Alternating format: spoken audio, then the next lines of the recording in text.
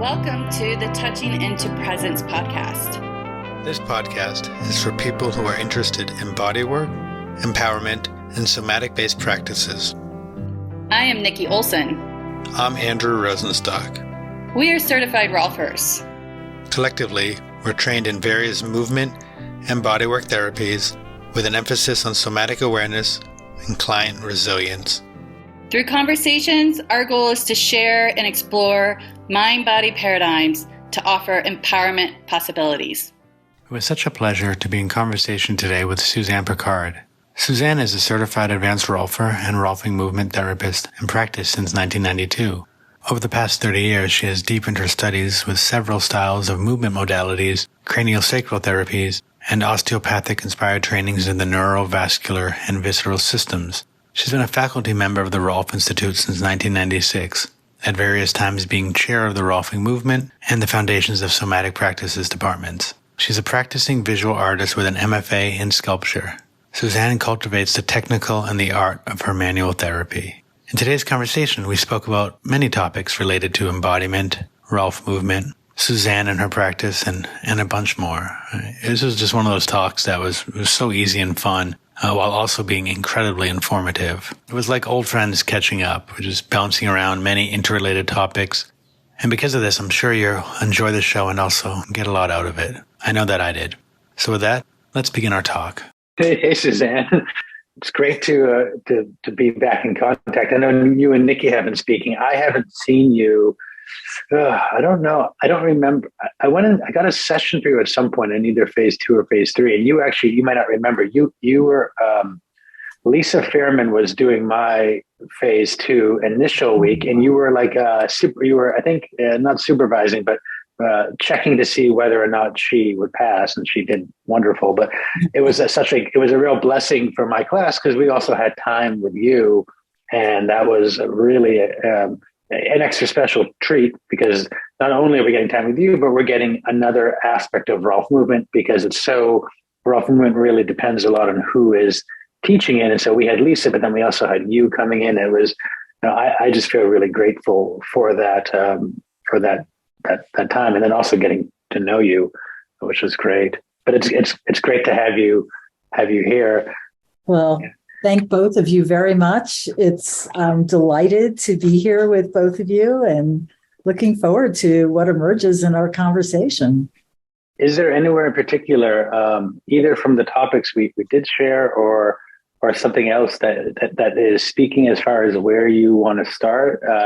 And if not, what I'll say is, think about that. And then if not, like maybe talk a bit about what brought you at first into the practice. Well, I think actually from what you shared with me, what am I excited about in my practice? It got me thinking about the focus of my practice these days. And I would say that what I notice quite a bit about everybody who comes in and about, I think, a lot of us in society is that we're all exhausted. There's a lot of fatigue, a lot of living in a sympathetic kind of state, a lot of endless scrolling, or just being, super busy and with everything that's happening in our world, just a little bit of overwhelm for everybody.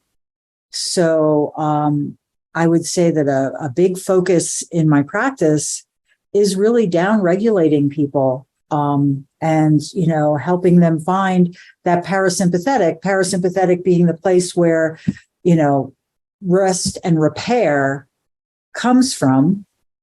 So on a physical level, that's the place where, the fibroblasts can do their job and the fibroclasts as far as that traditional Rolfing thing, but also just the whole interface with our whole nervous system and our being through that. The more down-regulated that is, that's the place where body awareness happens more easily and repatterning can happen more easily. And another thing that I just have really been playing with a lot these days too is there's a book called Rest is Resistance. And I'm forgetting the author's name right now. It's an African-American woman. And when she was doing her divinity training, she also took a large amount of somatic classes. Because as I was reading this, I'm like, this is fascinating. And then when she got to the part that, she took a lot of somatic work. But she was also mentioning, looking at our culture, our capitalistic culture, and the lack of rest and the lack of that not only took away from our physical healing, but that it stole and steals our dream time. It steals our creativity. It steals a lot of other aspects as well as that physical, manifestation.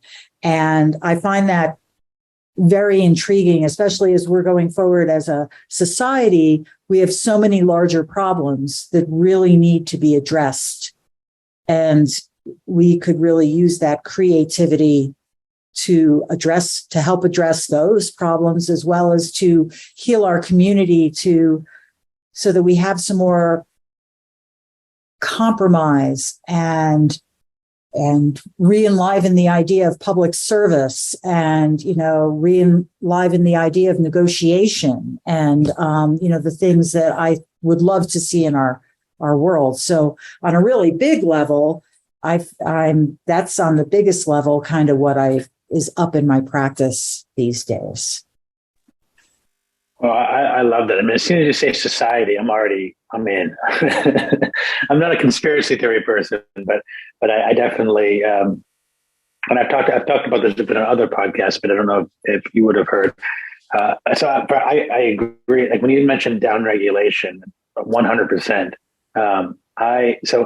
I have this sort of lucky place that I fell into working in numerous different cultures all over the world, and looking at cultures, and then also starting to see societies and how they end up coming together and how they're influenced by others. And interestingly, when we talk about the sort of the Western sense of that, when I lived in Southeast Asia, people actually work 6-day weeks. But I would say to some extent, a lot of them didn't work as hard in it. So you had more time almost to have a rest in there, even though you're working every day. But I work with a company here that just moved to a 4-day week. And I think, wow, and they're a big tech company. And I think that they kind of get this sense of like, we don't need to continue to drive, and what's the cost? And they've brought me in to do meditation and actually we're going to start doing Rolfing in this big tech company. Nice. Because I think they understand. Yeah, it's pretty awesome. It's still like finalizing, but I think they get that sense that like you can only push something so far, and then you're running on. When you were talking about the dream time, I was also thinking like people are just running on reserves, and they don't realize the gas is full. Empty.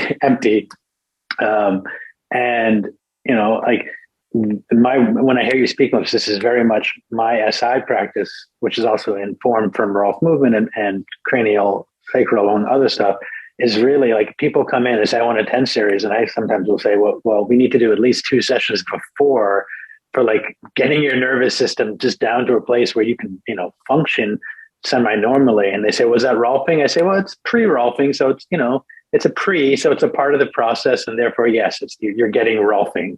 But I'm fully on board with you. There's this, and it does seem for me, I want to say it seems like there's a change, but I don't know, because I think we're all in these communities that are similar in going around. So we get a bit of the echo chamber.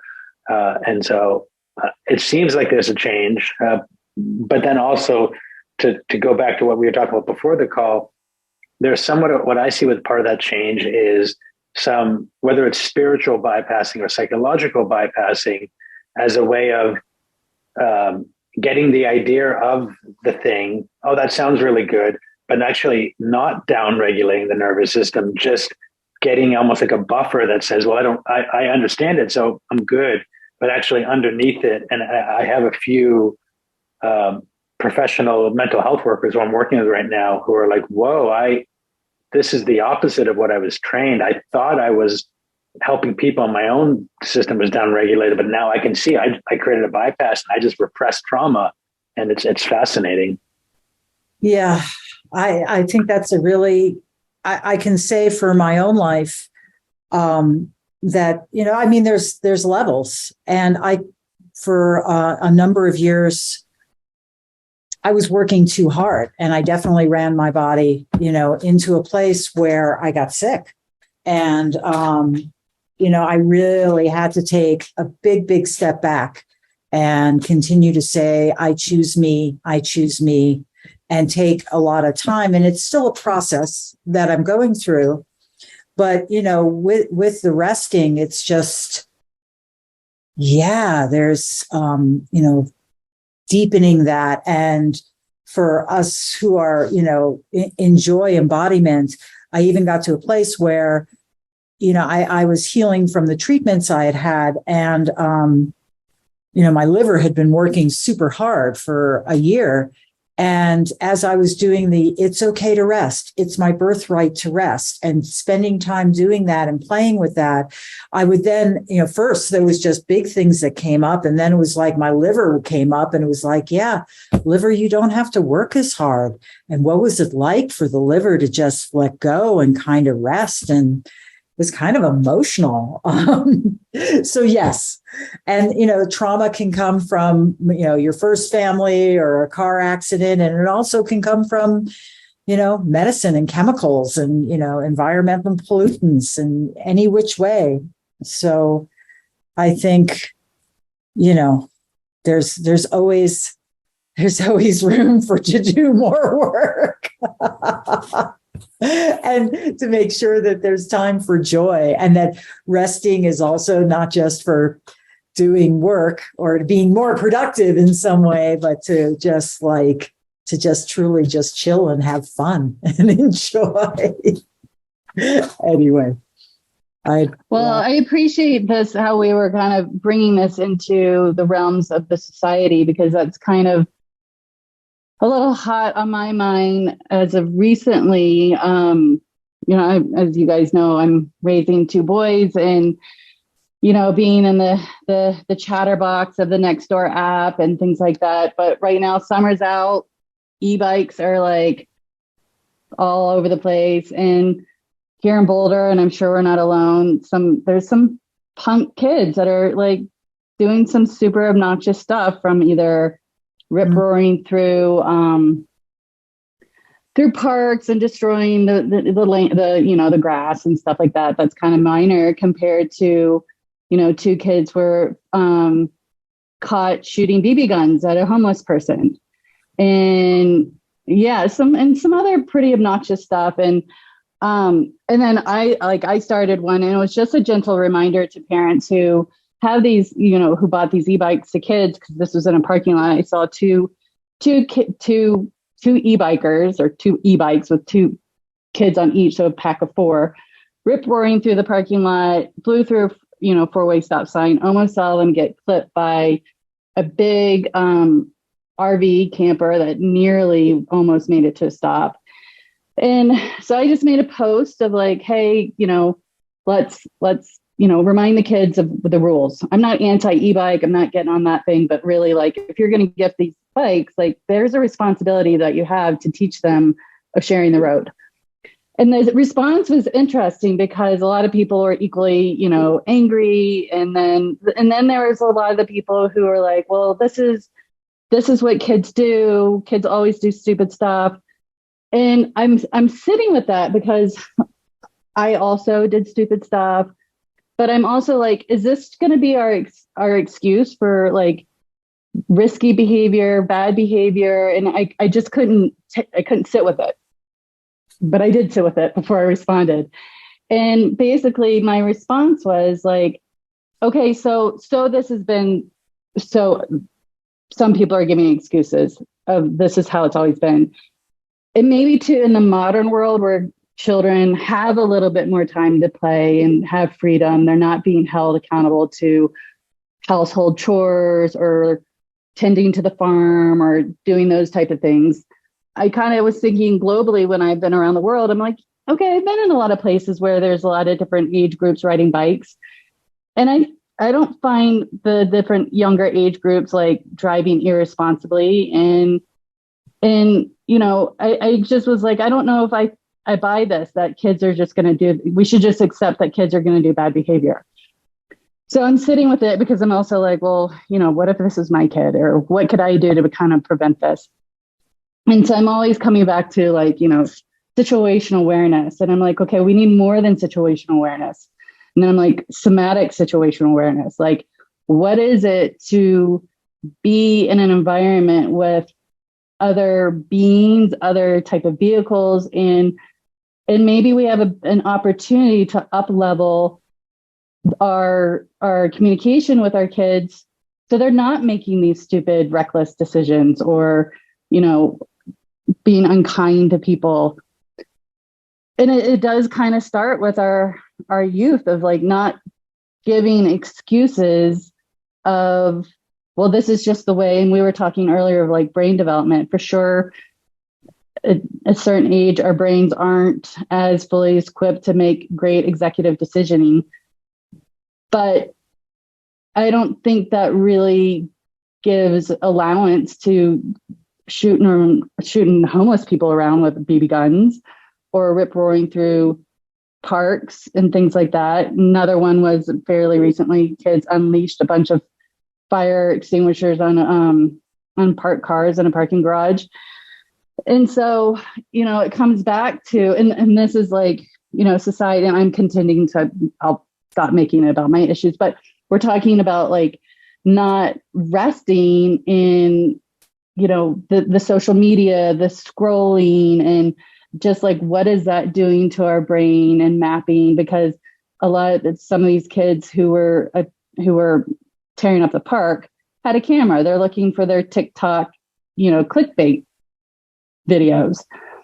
And I think we're in a very interesting time where some of this technology is really awesome and available for creativity, but yet there's a responsibility to it. And I think, I feel like I'm a little bit in that generation of what to do with it, because I didn't grow up with YouTube. I didn't grow up with social media and all that. And I'm constantly telling my kids, like, there's a reason. I'm not punishing you to get off these things. There's a reason why it's not good to constantly be like seeing just like, 20-second, 30-second, maybe, 3-minute clips, because you have no attention span to really be drawn into a story. It's like, you've seen it, you've done it, you've been captivated, now you're ready for a next thing. So, which led me to buy this book. I just showed up today, but because I think it's a big conversation that we kind of owe it to our youth, to not just shame them, be like, stop being, reckless assholes, and let's like have a conversation of like, this is why.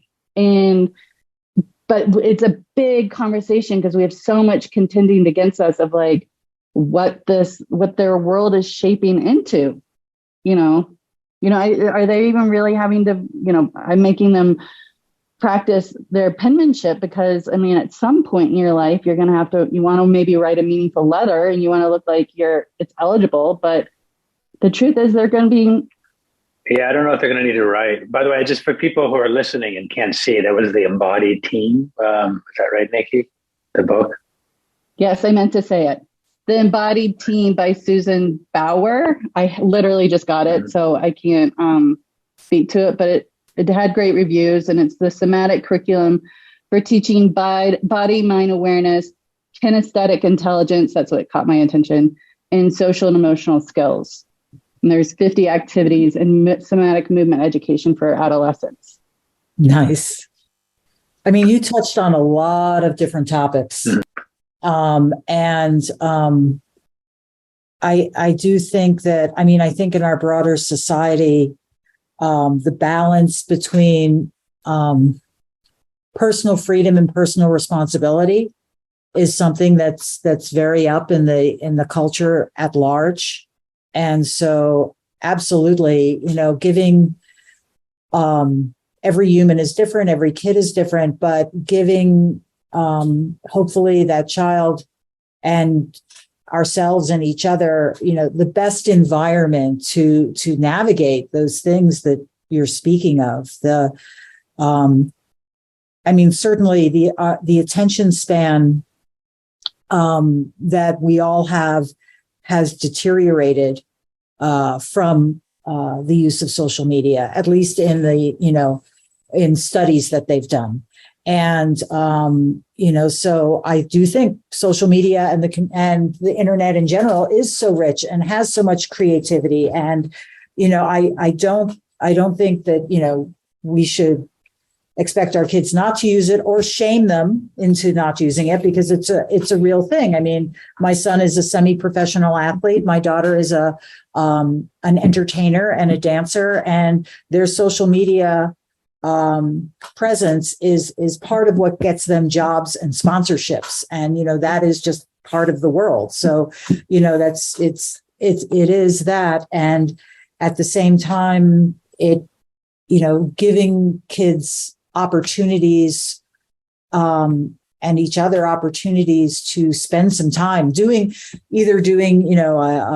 for us, I like kind of trying to detox from it as much as possible and then going back, or what other activities like you're doing. I know, Nikki, your kids are doing some adventure camps, where they're doing things and interacting with people. And or back when I was homeschooling my kids, which I did up until through elementary school, I really paid a lot of attention to them having alone time just with the two of them, time in small groups and time in large groups. So, that they had, practice and experiences with different groups and different size groups, different types of interactions. And, there's a lot you touched upon, and parents get very protective of their parenting style. So it's an interesting, I appreciate you taking your time to say, how can I phrase this on this platform in a way that people might be open to? Because that's tough. Yeah. And I get it. Different strokes for different folks. And I'm not here to judge what works for different families. I see a value in the e-bike. I had one. Mm-hmm. I used it to pull my kids around in the little carriage thing. So, anyhow, but my question for you then, Suzanne, to kind of bring it back to the SI space, how would you play with this in Rolf Movement? Oh, in Rolf Movement. Or in the anyway, in structural integration. Yeah. Well, I think one of the things I begin to, either in more structural or functional work, because they're really blended in my practice. And even as I'm bringing, and I do, cranial is woven into every practice I do. One of the simplest ways I talk to it with people is that we have patterns of perception, that we actively fish for information in our environment all the time. And we're doing that in, our proprioceptive system. We're doing that with our, all of our mechanoreceptors. We're doing that with our kinesphere, how we're mapping the space around us. So how we're mapping our internal space, how we're mapping the space around us. So there's the possibility, there's all this information. Our system is actively fishing for information all the time. And we get into patterns with that. So a classic one, for example, is someone has, let's say, a car accident, or has, in some way is hit on the left side, and it shifts, almost like creates a hole in their perceptual field. They have a dent in their perceptual bubble. And because they have that dent in their perceptual bubble, they may be actually off balance, and they may continue to hurt that left side over and over again. So, from a nuts and bolts point of view, we're kind of moving them. We're first have to become aware of what their pattern is, and then begin to re-inhabit that space and use all the tools we have at our disposal, structurally, functionally, and otherwise. But one of the big educational pieces is the whole process that's behind that. And then once people are like, oh, I do have, for example, with the media, social media, our eyes are basically, on a screen. It could be a phone, it could be a computer screen, but it's very limited. Whereas our eyes really should have a whole 360 and very broad focus. And people get that immediately. And then when I tell them that, your eyes and the eye movements are hooked into your deep paraspinals, so that when you're getting ready to look up, the back muscles are beginning to put you into extension a little bit. When your eyes are looking down, it's activating the deep front line, looking to the right, looking to the left. You're getting those rotatories are beginning to fire. And when they begin to figure out that, oh my goodness, my eyes are connected to how my spine is all the time, so I can chunk it down to a very small anatomical bit that matters to them. But the bigger question is, we have a pattern in what we're doing with our perception. And that can be very little, like I just said, with the eyes and the computer screen, or that we have this dent in our kinesphere from having gotten knocked off the bicycle or whatever it is. Or it might be that we, only take in certain types of information from our world in other ways, which can get very large and interesting. But what I find exciting is if I'm dealing with the nuts and bolts of my practice, those bigger questions kind of beg the question. And as clients start playing with their embodiment, I think, we're curious monkeys and people start getting interested in how else is my perception? Wow, I do have patterns in how I'm perceiving. How fascinating. And they can take that wherever they want to. Real quick, I comment on that. And I said it on a different podcast, but I spent a significant amount of time with a young family member of mine, a young kid, and she's the only child. And her source of kind of entertainment has been her phone. And I worked with her. And it was fascinating, Suzanne, because when I, was with her, she could not orient to horizon. And I told her parents, I was like, I don't know what you're going to do with the phone situation. I have my opinions about it. That's your prerogative, but at least take her on a walk. That she cannot hold the phone. The phone cannot come because the phone was always in one hand. So there was a slight side bend. And just the moment of her getting out of my car to go to the house or whatever, it's like it was constant addiction of like, I only can orient to this device. And it was like, we've heard that study of like, you have a moment of boredom, you grab your phone, you're looking for something. But it's so, so real. Like I've read a ton about perception, but to like see it in real life with a budding, growing being in her prime of really transitioning from a young child or a young adult, whatever, the preteen age. And I was just like, holy moly, this device is shaping her. Mm-hmm. And I know she's not alone. It's not unique to her. And so this is like my little pet project on, amongst other things, is like, well, this is really great for us as adults who can comprehend this and like have something to reflect on what life was like before these devices to what it is now. How do we get the ones that this is all they know? They've grown up with it. Yeah. And I'm in the mix. I'm in the mix. I get it. Yep. There's another piece that I was going to say that actually will relate there that Suzanne, you hit on. I think I only kind of realized this like a week ago, is because my wife loves everything tiny because she's small and she's also, I think, been indoctrinated into the small is cute and therefore better. So she has the smallest phone. And I realized like my wife's spatial awareness, like doesn't go very wide.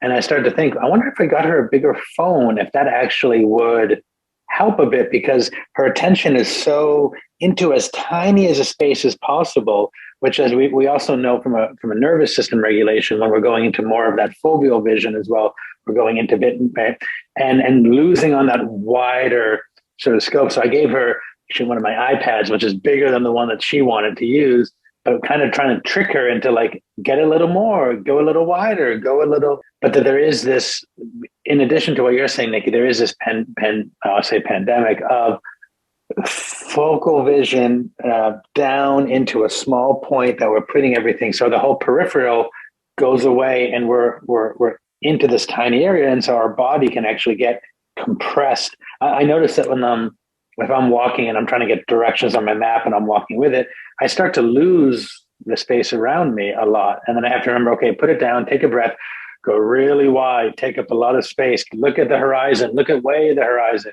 And then my body will start to feel, oh yeah, like I can actually feel my diaphragm drop down a bit. But I'm somebody who spent a lot of time doing this, and I still forget, and I still feel. What about those who have, and the sense is, well, if I don't feel anything, it doesn't exist. But there's this we'll go on the same theme. It might be a bit much to say, but societal damage of that we're going into in as opposed and losing the world. Yeah.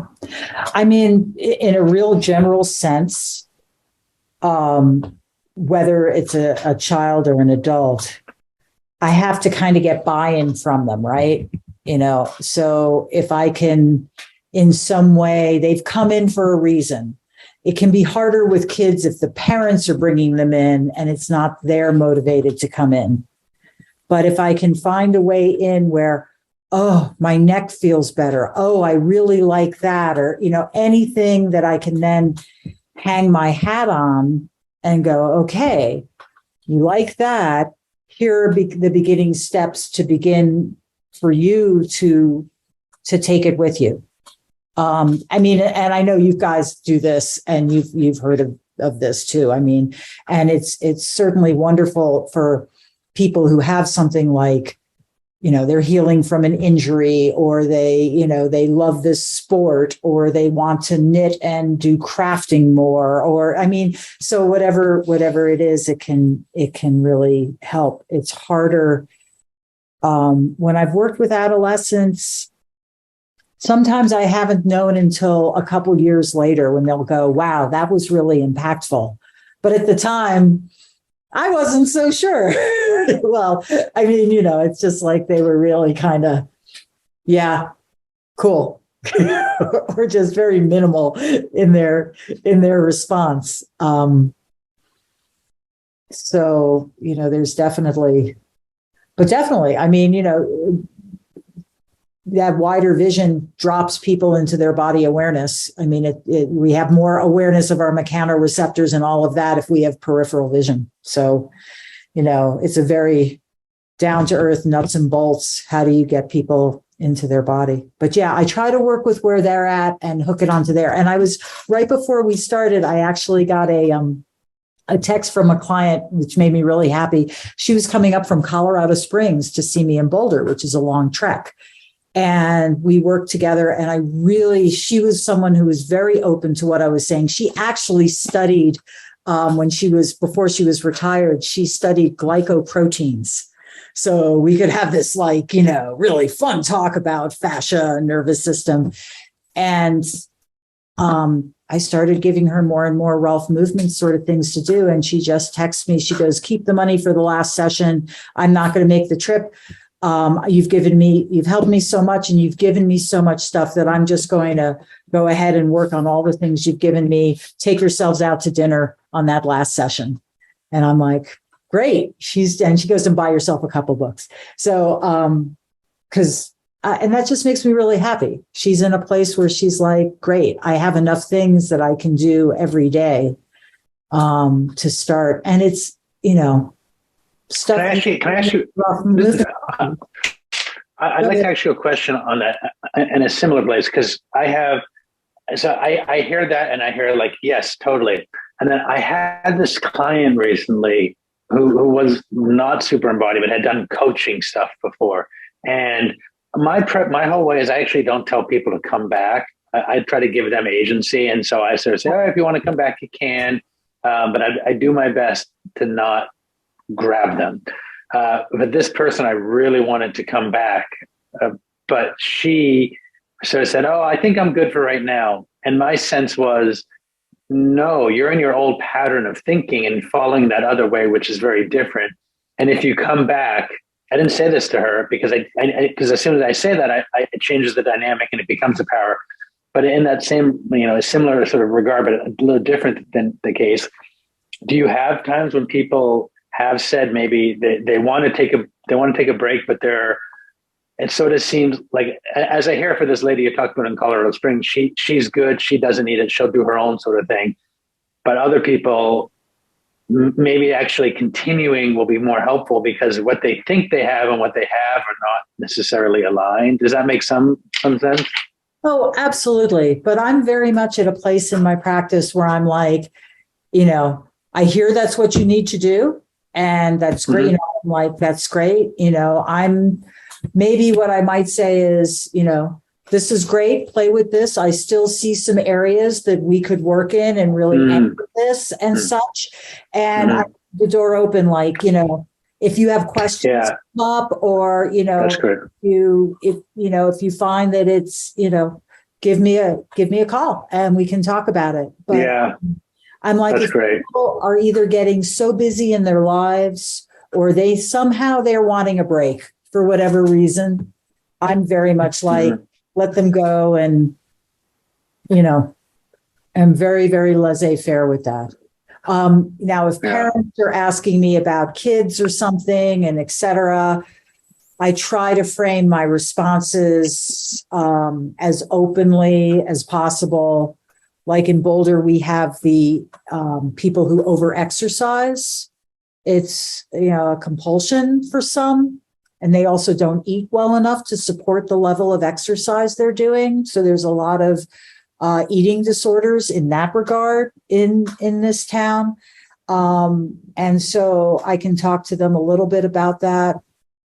Or kids will be in, they're loving. I mean, my son was on a climbing team, my daughter was doing competitive dance. I understand that's what's going on. And then I've also, years ago, I had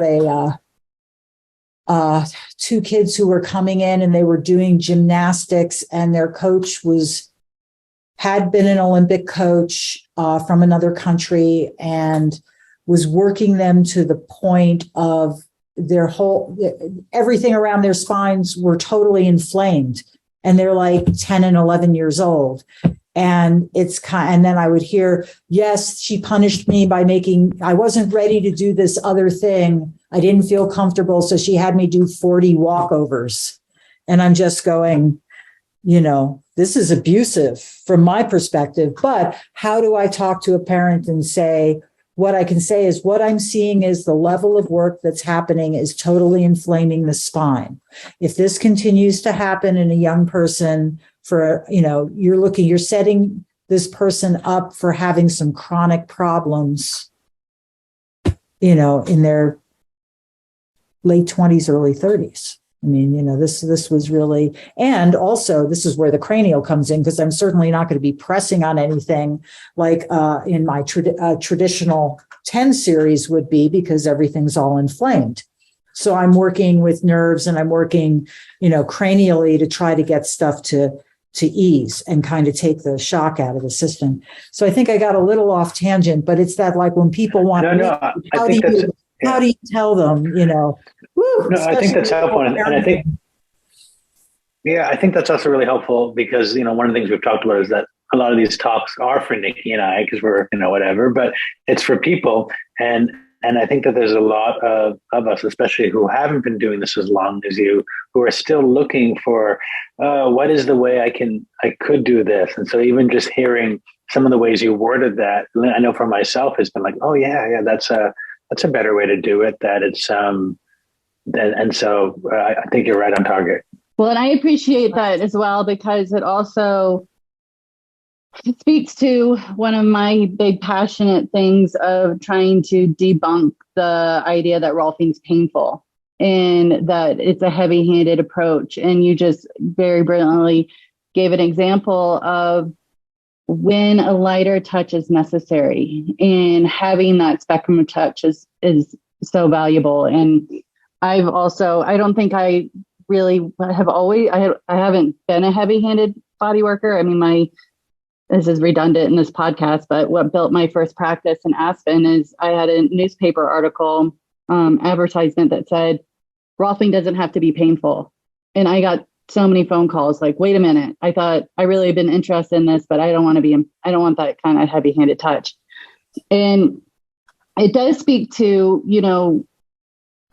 to the value of working, you're speaking of the cranial sacral system, but also the nerves. And, with my continuing education, that's definitely where I've gone. And it's been very powerful for clients to receive when you do kind of drop into working with the neurovascular system, and how much has changed for their body without the heavy touch, and kind of a reminder of like, yes, I know you were kind of identifying and feeling a tight knot, or, it feels more musculature, but, what's the governing system of the body is the nervous system.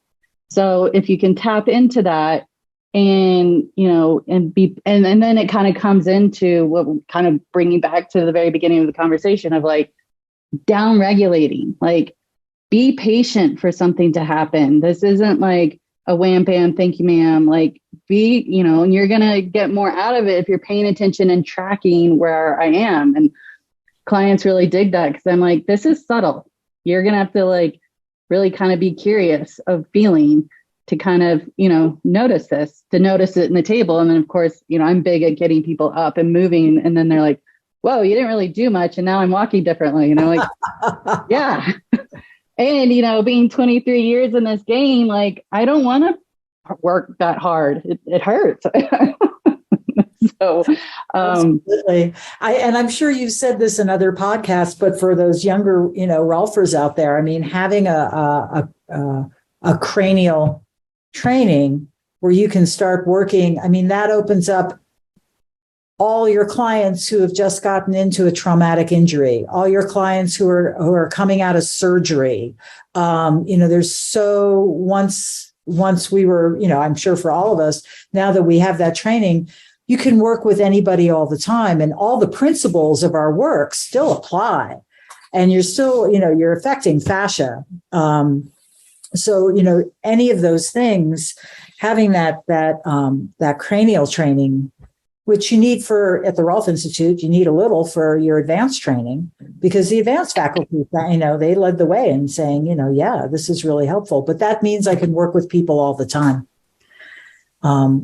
Which is great. And getting back to that down regulating, and I know you know this from your biodynamic training, Andrew, is that there's shock in the body from an accident or from a fall or from whatever. And if we can assist the body in resolving and integrating some of that, then all of a sudden that frees up a whole bunch of ATP and a whole bunch of energy to deal with the healing that needs to happen once that goes on.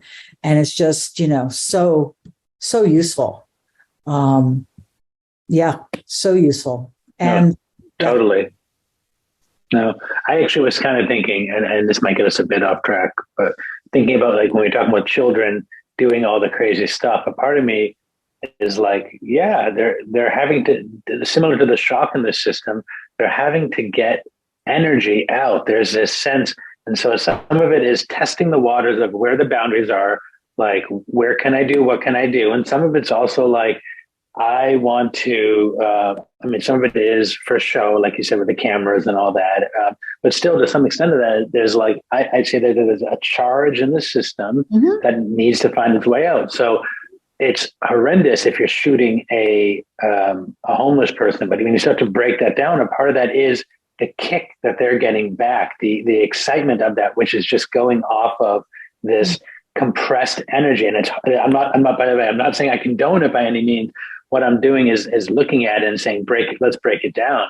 Because if you actually want to help the children as well, you got to figure out where and why is it coming from. And a part of that is, I believe, isn't, there's something shock trapped in the body. It could be that. It could also be, again, finding where the boundaries are. You know what's wrong, but like as children, they pushing boundaries. But if it is some of that, like they're not getting, like the typical thing, they're not getting the attention at home. So there's a shock system in there of reaching out and getting rejected or whatever that is. And so it's held in. And so they say, I need to get this out. I need to find that kick of that attention in some way. And for me, with the biodynamic training, it's even like seeing that. You see how they walk. It just sort of shows, oh, there's something that's not moving in there.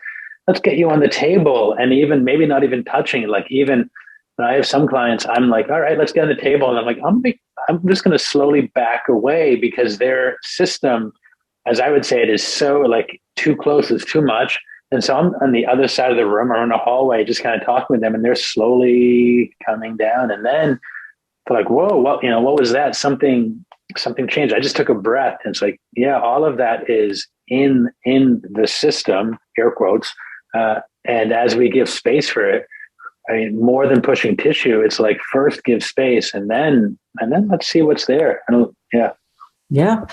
You know what creates change going, and, it's, I mean, you're talking about, giving space, inviting people to yield, to use some of the terms from Rolf Movement, yield, or heroes work in yield and rest.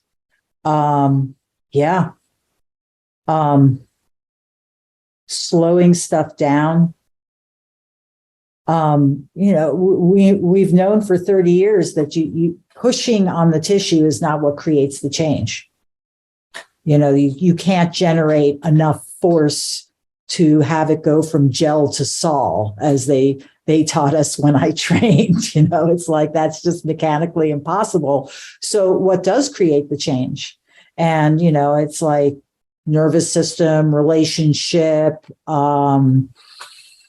maybe large and field, the fact that we detect so much in our energy fields that, we do, God, they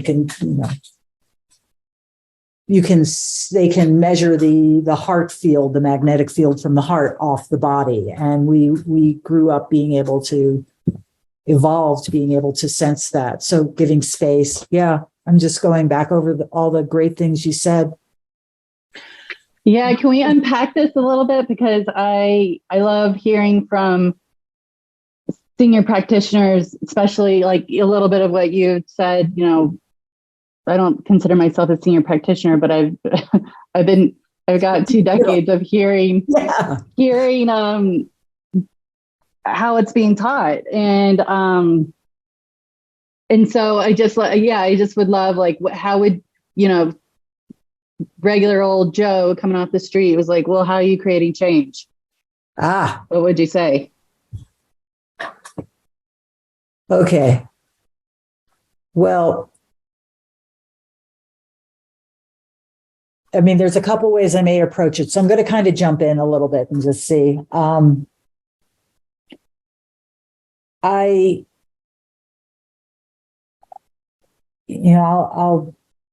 I'll probably say something like connective tissue is everywhere, but I might say, okay, connective tissue, which is what Rolfers work with. So there's all different kinds, and we work with all of it. So I know that, for people who have just done their basic training, they're focusing on the myofascia, but generally the progression among a lot of structural integrators is then we learn about the fascia around the organs, we learn the fascia around the vascular system, the nervous system. So basically what I say to clients is we work with the fascia that's everywhere. And, I said, years ago, we used to think that it was just the actual pressure that creates change. But now we know that fascia is like a living web that's collecting information. And it's by giving better information to your system, your body is always fishing for information. So if we can give different information to your system, we get a different outcome. So when I'm touching your system, let's say they come in with like a knee pain or whatever, I'm like, I'm going to be working with that knee to find out where it can move, where it's safe. where it's getting, good information that this is safe and this is safe and this is safe. And it doesn't have to hold there anymore. And I'm like, that's one piece of what we're going to be doing. We're also going to be reminding the places with our fingers of what can slide and what cannot slide. So I'm like, most things are supposed to have a certain amount of give to each other. Once we get inflammation, things tend to adhere. But we can go in with our fingers, and really our fingers, it's not the pressure so much as it's the information that the pressure is giving, that these two things are different and they should be able to move with each other in some way. So that can be part of it too. And I'm like, and on a subtler level, we're giving that you're not even consciously aware of. We're reminding your system that, oh, this blood vessel can open a little bit, or this can slide a little bit, and it increases the health of the overall system. And that's still a little heady in a definition, but I'm trying to think, what do I say to people? I know, it's a tricky one. Yeah, honestly, what I say is I know it feels like it's the pressure that I'm using, but I use Vivian J's line all the time, which is I give as much pressure as is needed and no more than required, just so that your body can feel these areas and re-inhabit them. Yeah. That's one way. But I definitely tell them, I'm like, it's not really the pressure. I go in as much as I need to, but I'm talking to your nervous system. A lot of times that's what I just say is I'm talking to your nervous system. That's what's in charge. That's kind of, that's simplified. That's the Reader's Digest version, but they're like, okay. And honestly, a lot of times if they're headed in our office, they've tried 3 or 4 other things and they're like, well, I'll give this a try. And, quite often, as far as, again, for new clients, and for new Rolfers, they'll say, how long to fix this? How many sessions do we need to do? And I'm like, well, I can't, it's really hard for me. I can't really say until we work together. But what I can say is in one session, you'll get a sense if we have a good rapport. And I'm like, and a good rapport is really important. And if you don't have a good rapport with me, there's a lot of other Rolfers you can work with because you need to feel safe and comfortable. And I don't take offense at all. So, whatever works. And I said, so after the first session, you'll get a sense of what it is. And we might get some change, hopefully. And, that's always wonderful. And then I'm like, and at 3 sessions, you'll know if this is addressing your issue. They'll get some shift after 3 sessions. And I said, at that point, we can really kind of revisit, how long it's going to take to address X, Y, or Z that you have going. But very few people come in percentage wise thinking I'm going to do a 10 series. They're like, I want to address this. How long will that take? And then I can say, okay, we can do some local work. And then in order to maintain that, we have to do this other work. I got off track a little bit, but. No, but I like think, that. Yeah. And I think that one of the things is that's, at least in my own experience, is difficult is when giving descriptions to people, like it's so dependent on the person. So you're going to actually, that person that comes in, they're going to have something and you're going to meet them with whatever it is. But in this sort of thing that we're doing here for you, we're giving this sort of generic thing and it doesn't work. I don't know if I've shared this on the podcast before, but I had a lady call me and she said, a friend of mine said I should get Rolfing. I want to get Rolfing done, but can you tell me about it? And I was like, well, I can give you a little bit, but it's not going to really, do I say too much? She said, well, you need a 15-second elevator speech. And I was like, well, I know that you think I need that. I don't think I need that, but let me, and I tried to explain it to her and she's like, I don't get it. And I tried to explain it some more and she's like, I don't get it. I was like, I know, I told you that you kind of have to come in. I can meet with you. But I ended up saying, well, I hear an accent you have, where are you from? And that got her mad because I was trying to relate with her in a personal, but I'm not foreign, I'm American because I've lived here 20 years, but she was from Korea. And I said, great, I lived in Korea. I said, so I love kimchi. I hope maybe you do too. And she said, I do. I said, good, tell me what kimchi tastes like. And she described it to me. And I said, that's great, but I don't know what it tastes like. And trying to get to her to be like, it's such a personal thing. There's so much happening. There's such a nuance. And she hung up on me. But also, yeah. So what you really brought up, before I lose it, is that I do a similar thing in where I say, well, what are you interested in Rolfing for? Mm-hmm. Mm-hmm. So that I have something to connect with them, because the Rolfing is too big. But if they say, well, actually, I've got a shoulder injury, or actually, then it gives me what you were looking for of, how can I, and that's, you said it right at the beginning, when they come in, if they're a meditator, or if they're a bodybuilder, or if they're a writer, or, then I have a way to go, this is what's the metaphors that I could use, or the level of detail that I could use in talking to them. But otherwise it's just like, it's vast, and it is, because it can be such a vast field, and that's where it gets difficult. But you hit the nail on the head again of like getting them to kind of get them, which is a lot of my practice, is actually me leading people to say stuff. But in that relationship, we've already developed it. This is it's helpful, a pre-way of sort of saying, hey, well, what is it you might be looking for? And that sometimes I've done that, and sometimes that doesn't work. But sometimes you're right. It can actually be a good way of, okay, now I understand you want more this way. I'm funneling in here, and I can pepper this and not get you lost in all the whatever. Right. Yeah. And even people, I have a gentleman who I've worked with, and he has a very wry sense of humor. But I've worked with him for years now, and, he gets up off the table and he's like, every time you work on me, I feel like, oh man, this isn't going to work. She's doing this so light, isn't her? And he goes, and then I get up off the table and I'm like completely different. And he goes, and I remember one of the first sessions I worked with you, I said, Rolfing isn't Rolfing supposed to hurt? And you have to understand his sense of humor. I just said to him, well, if I can make it hurt if you want me to. And, he's like, no, that's okay. And I'm like, cool. He's still like, I don't know what you're doing. I have no idea.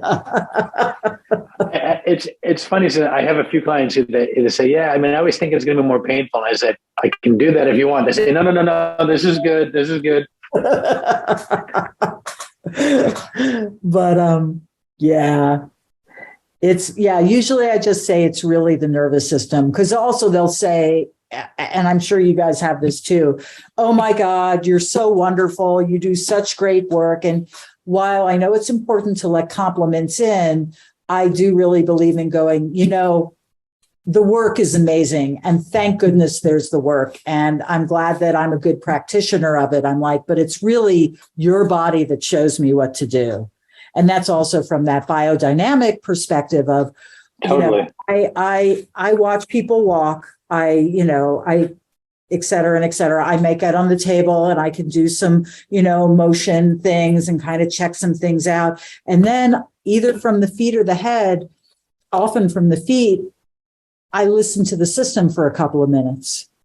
And, knowing that the system will show me, because I have my idea, I'm going to do this and then that, and then so I know my plan, and then, have a plan and be ready to abandon it. I get on the feet and I listen and I go, oh, the body wants me to start there. And you could certainly do it like Baral teaches you how to impulse into the system, or you can do a thermodiagnosis as well. But I tend to most often use that cranial sacral sort of biodynamic way of seeing what the system brings up. And it makes the work really effective. And as far as all of it goes, it's a whole lot easier explaining the nervous system than it is, the whole biodynamic and cranial system is a whole other thing to try to explain. But, and usually I don't do that, honestly. I just go, I'm just listening to your system right now for a few minutes. And they're like, okay. And I'm like, cool. We can just get you on the table and listen, Yeah, no, it's really interesting. You've hit a few points today that have actually been on my mind. And this is what I said in our pre-email, things will just flow. I'm very similar in that my clients will say, well, you're great. And I say, I can't do it without you. But there is something I've been wondering about my own self. How much am I deflecting in that as well, too, of not allowing my own? And it's something I'm aware of it. But there is a sense of like, literally, I could not do this without them, both of them being here, but also however much they can show up that day, Right. it's very much about them. And I sometimes say, listen, what I actually tell a lot of clients, new clients, I say, I'm not going to be doing to you. We're going to be doing together. Sometimes I'm walking a step ahead. Sometimes you're walking a step ahead, but we're more or less walking together through this. And it's both of us working together. I think that's really key as far as we want to give our client, embodiment is about cultivating a person's agency, right? And so it's like when they're like wanting to put all the power over to the practitioner, it's important to tell them the reality of actually you're doing the heavy lifting or, whatever, we're walking together. And at the same time, you're right. We also we want to be taking in that we are, as John Martin would say, we're necessary, but not sufficient. We're necessary to this process, but it's not just us. Or I tell people often, they're like, well, what do you notice? And I'm like, what's wrong is often how it comes across. But, I'll give them a little information and then I'll go, but you're the resident expert. What's it like in there? And just trying any way possible to, that balance of accepting that we are part of the process and we hone our skills. And if we're doing our work, we're spending a lot of time being in a place, keeping our systems clear and doing our own work. And, but yeah, that balance is really important. And I 100% agree. I kind of launched a pilot in the beginning of this year because I was, doing a lot of structural work and I was missing the movement. I get a lot of the Rolf Movement students that come, but in comparison to that, I had my practice in New York City. I did a lot more movement with clients. And so I was really, really missing that. And I was trying to figure out, like, how do I get some of my clients to kind of buy into, and now my style is a lot different than what I was doing in New York. I pretty much kind of coined it as somatic strength training. But what was happening is, we would do great work on the table, more of the classic structural sessions. And then they would go off and like do whatever crazy exercise that they were doing. And I'm not bashing any modalities out there. I'm a big junkie and all the different fitness things out there, but they were kind of holding a little too much to what the instructor says is how they should do it. Yeah. And I'm like, I was like, be respectful to the teacher, but you are the agency of your body.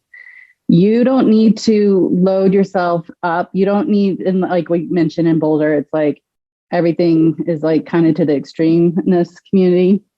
It's like, don't worry what other people, don't do the comparison, do come back to yourself and modify that is appropriate for your structure.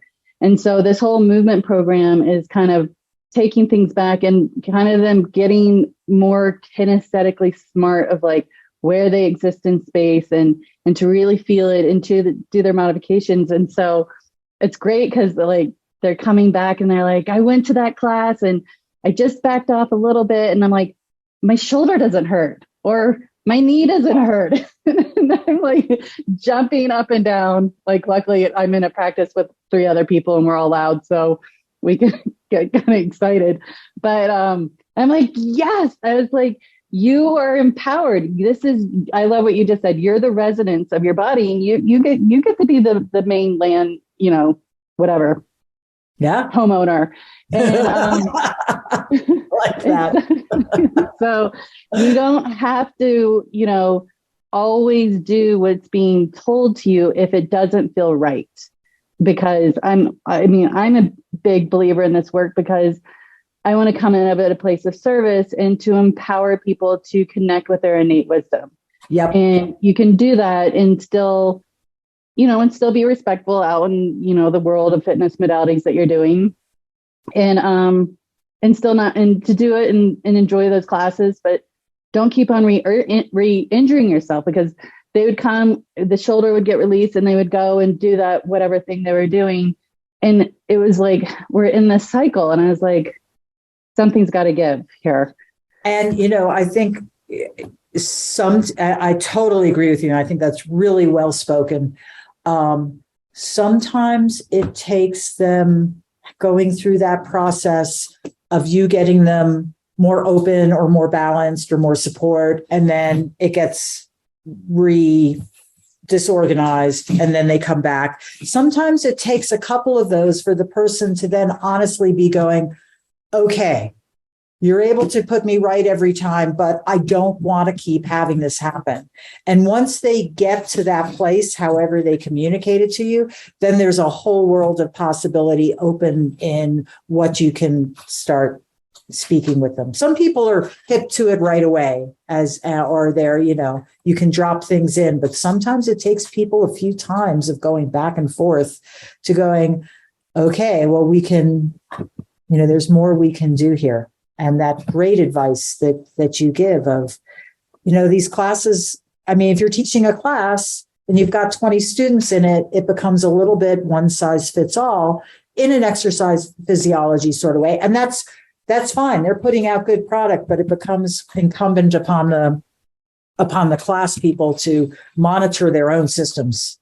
And you're totally, totally teaching that to them. The other thing that it's a little tangential, but you stirred this in my mind, is something I've been educating people a lot of lately is there's a lot of different levels of consciousness in your body.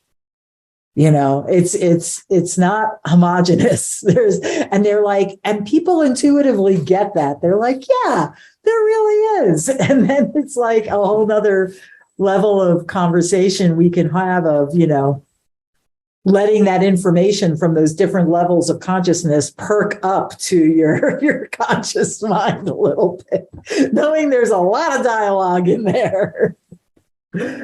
Anyway.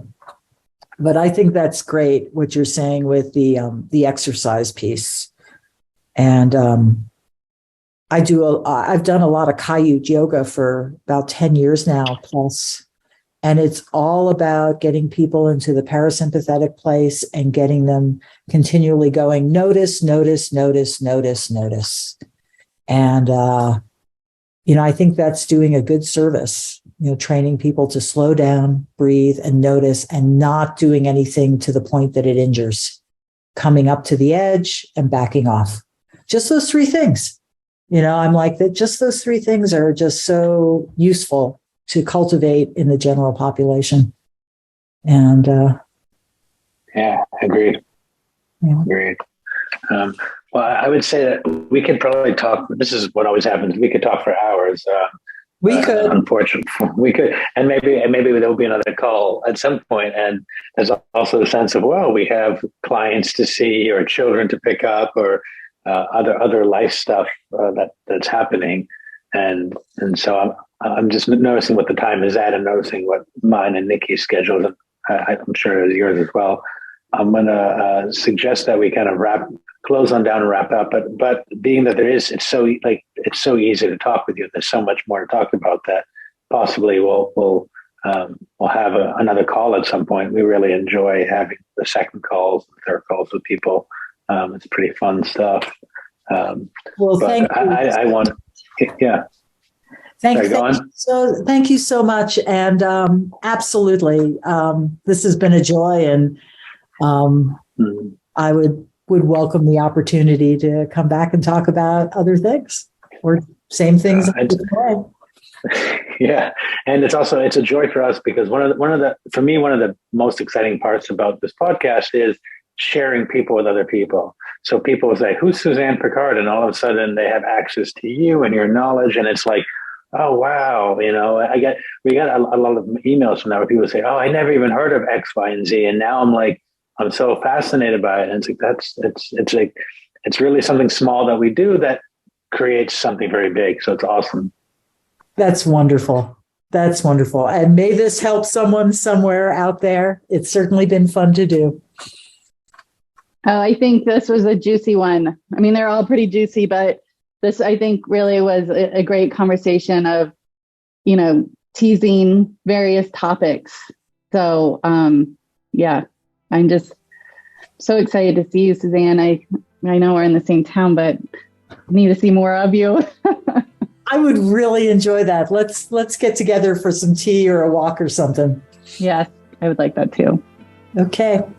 Wonderful. Well, have a good walk whenever y'all have it, and have a great day. And Suzanne, we'll be in touch. And thanks again. Thank you. Ciao. Bye. Ciao. Bye. Thanks for listening to us at Touching to Presence. We hope you enjoyed today's conversation. You can find out more about Suzanne at SuzannePicard.com. If you enjoyed today's episode, we'd appreciate if you'd leave a positive review of the podcast and subscribe to it through the platform of your choice. When you do this, it really helps other people find us, and we greatly appreciate your support. We look forward to hearing back from you and seeing you on our next conversation at Touching Into Presence. Bye for now.